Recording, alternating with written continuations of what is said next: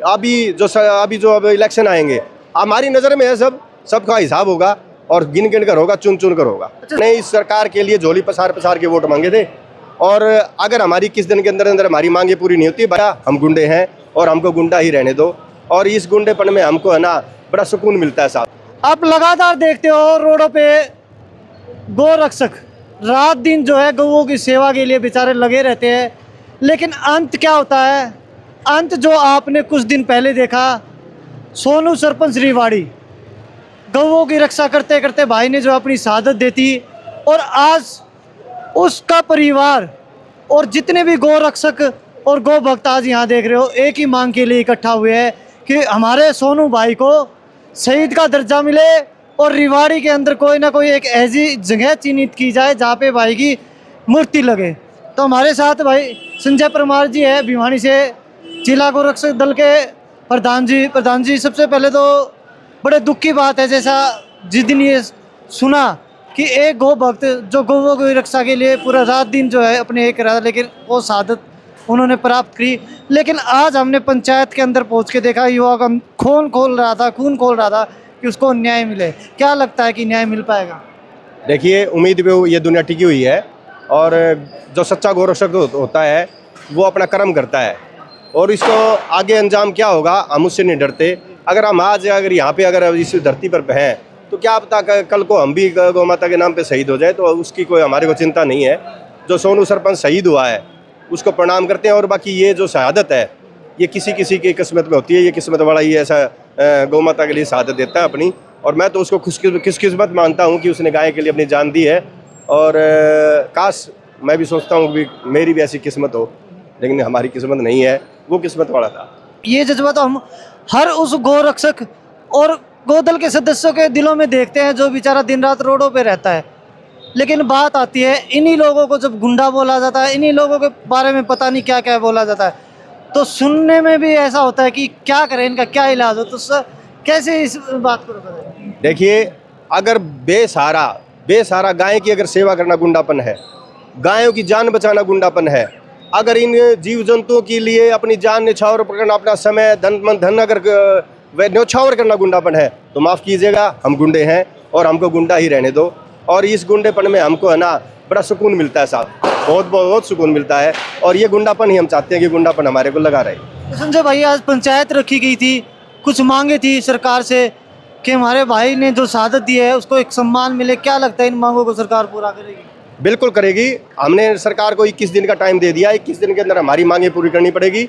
और अगर 21 दिन के बाद, देखिए, हमने इस सरकार के लिए झोली पसार के वोट मांगे थे, और अगर हमारी 21 दिन के अंदर हमारी मांगे पूरी नहीं होती, भाई सोनू सरपंच को शहीद का दर्जा और उसका जो भी हमारी जो 2 मांगे और थी, अगर वो पूरी नहीं होती हैं, तो गौ रक्षा दल नहीं, तमाम गौ रक्षा दल के नहीं, जो भी गौ की सेवा करता, चाहे वो संगठन कोई भी हो, सबको प्रणाम है और सभी एक है। और पूरे गौ रक्षा दल के संगठन किसी भी हालत में पीछे नहीं हटेगा। उसके लिए जो लॉ एंड ऑर्डर बिगड़ेगी, स्थिति बिगड़ेगी, या जो भी सरकार को आगे कुछ नफा नुकसान होगा, वो सरकार जिम्मेवार होगी। गौ रक्षा दल के संगठन किसी भी हालत में पीछे नहीं हटेगा। उसके लिए जो लॉ एंड ऑर्डर बिगड़ेगी, स्थिति बिगड़ेगी, या जो भी सरकार को आगे कुछ नफा नुकसान होगा, वो सरकार जिम्मेवार होगी। अच्छा संजय भाई, हम हर बार देखते हैं हमारे साथ कुछ भी गलत होता है तो कोई हमारा साथी, हमारा भाई आवाज़ उठाने के लिए नहीं आता, लेकिन एक विशेष समुदाय के साथ अगर ऐसा होता है तो राजनेताओं की बात करें या हम लोगों के बीच में से लोग उठते हैं और उनके साथ खड़े होते हैं। ऐसा आपने पहले भी देखा था जब नासिर और जुनेद की हत्या हुई, नेताओं ने, कांग्रेस सरकार की बात करें, खुद चलकर जो पैसे भी दिए मांडे पूरे की, लेकिन हमारे साथ ही ऐसा क्यों होता है कि हमें न्याय नहीं मिलता? ऐसा जी, कलयुग है, और कलयुग में जो आतताई होते हैं उनकी संख्या ज़्यादा होती है। लेकिन आपको ध्यान रखना चाहिए, पांडव सिर्फ 5 थे, कौरव 100 थे। धर्म, लेकिन वो धर्म के साथ थे 5। हम बेशक मुट्ठी भर हैं, ये लगता है इनको मुट्ठी भर है, लेकिन हम धर्म के साथ हैं, और हमें विश्वास है कि ठाकुर जी और गौ माता मेरी मदद करेगी। और इन कौरव रूपी जो राक्षस हैं, गऊ के जो हित कर रहे हैं गऊ का, वो हम किसी भी हालत में उनसे डरेंगे नहीं, और उनको पछाड़ कर दम लेंगे हम।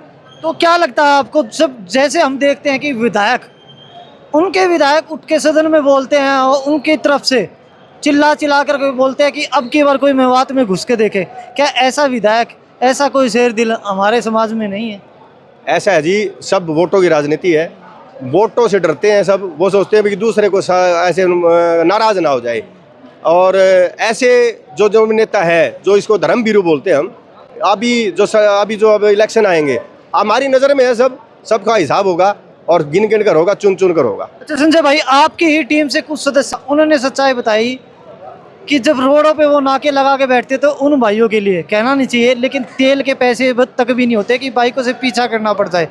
ये हालत उनको रक्षकों की, भाइयों की, और फिर ये शहादत मिलती है, लेकिन फिर भी उनका साथ अगर समाज नहीं देता तो कैसे काम? देखो ये पता ना, कलयुग है, ये वाकई में सही बात है। हमारे सबसे मजबूत टीम है महम की, और वो रोड पे रहते हैं, लेकिन सबसे मेरी तरह वो कमज़ोर भी हैं। लेकिन फिर भी देखो कमाल की बात है, अब कमज़ोर हैं लेकिन गाय के मामले में समझौता नहीं करते वो। लेकिन कहीं ना कहीं इनके लिए भी आप समाज को सोचना चाहिए। समाज को बिल्कुल सोचना चाहिए। हमारे गौरक्षक जितने भी हैं तन मन धन से खुद के दम पे सेवा कर रहे हैं।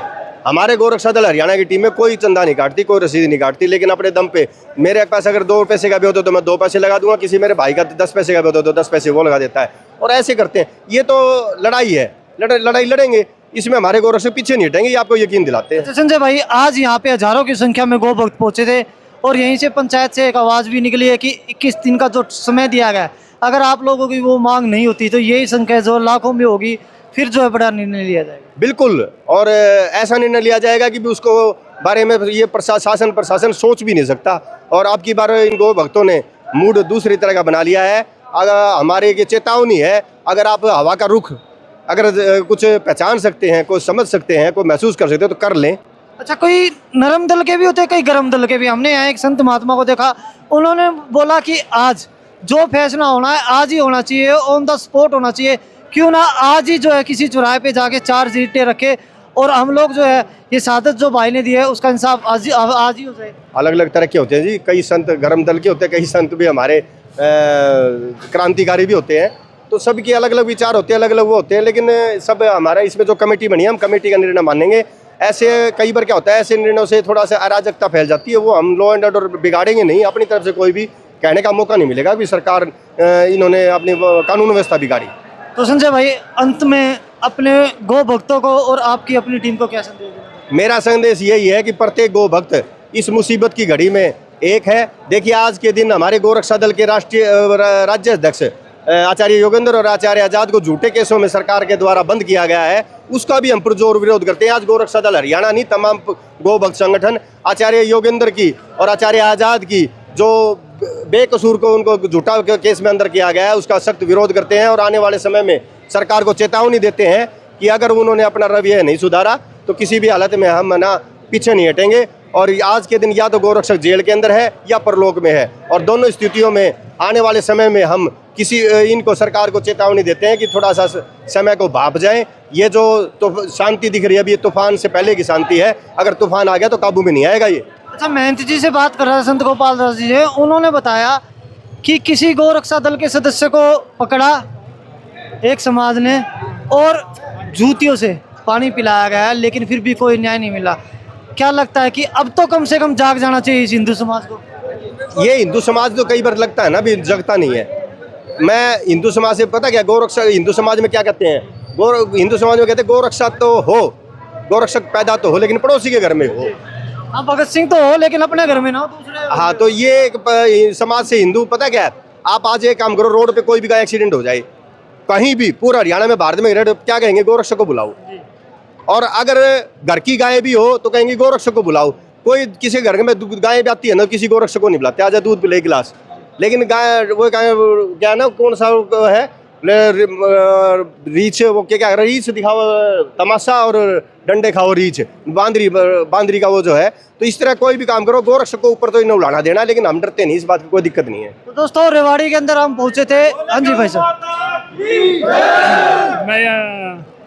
मैं सभी पंचायत में पहुंचे हुए सभी गो भक्त जनों का धन्यवाद करना चाहता हूं, जो इतनी भारी संख्या में इस पंचायत में पहुंच के सफल बनाया।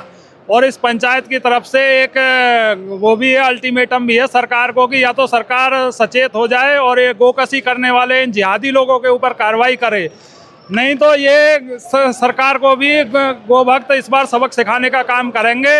हिंदुओं ने ठेका नहीं ले रखा कि ये हर बार बीजेपी की सरकार बनवा देंगे और ये सरकार में आके जिहादी लोगों को साथ देके उन लोगों को संरक्षण देते रहेंगे और हमारे लोगों को जेल में ठूसते रहेंगे, किसी को परलोक पे पहुंचवा देंगे। और उसके ऊपर विधानसभा के अंदर एक भी नेता ने किसी के मुंह से चूं तक नहीं निकली, जबकि वहाँ के 4 विधायकों में से चारों विधायकों ने अपने इलाके के जो गुंडे जिहादी हैं उनके संरक्षण के लिए उन्होंने विधानसभा के अंदर बोला कि कोई भी गोभक्त या मेवात के अंदर आके दिखा देना। लेकिन कहाँ से आए हो? मैं सोहना से आया हूँ यहाँ पे, और हिंदू एकता मिशन हमारा काम कर रहा हुआ है 2047 तक। जैसे हम विकसित भारत बनेंगे वैसे ही हम हिंदू राष्ट्र की कल्पना करके चल रहे हैं आगे। हाँ जी भाई साहब, क्या नाम है? मेरा नाम महेश कुमार है और मैं ये संदेश देना चाहता हूँ कि सभी को, जितने भी हम सनातनी हैं, गौ सेवा का संकल्प लेना चाहिए और गौ सेवा करनी चाहिए और गौ हत्या बंद हो। और हमारा संकल्प है 108 गौशाला में गोबर गोमूत्र का, कि गौ माता को राष्ट्र माता घोषित किया जाए, गौ माता को राष्ट्र माता घोषित किया जाए ताकि गौ हत्या बंद हो और गौ हत्या पर अंकुश लगे।